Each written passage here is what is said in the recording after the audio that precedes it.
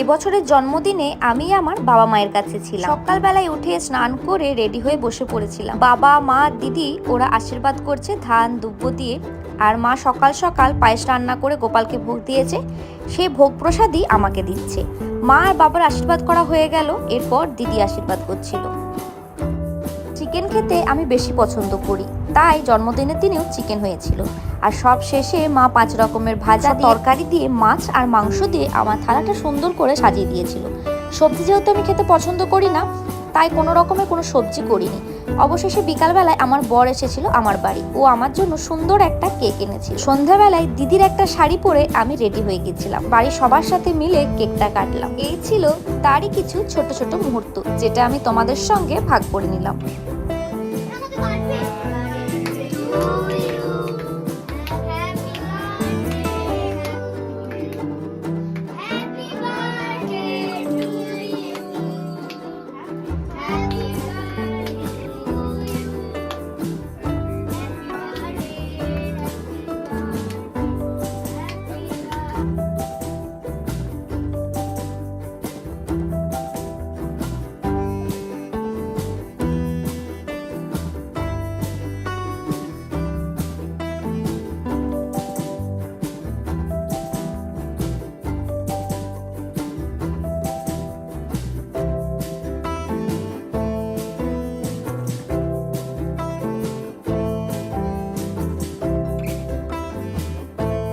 খুব সুন্দরভাবে আজকের দিনটা কাটালাম।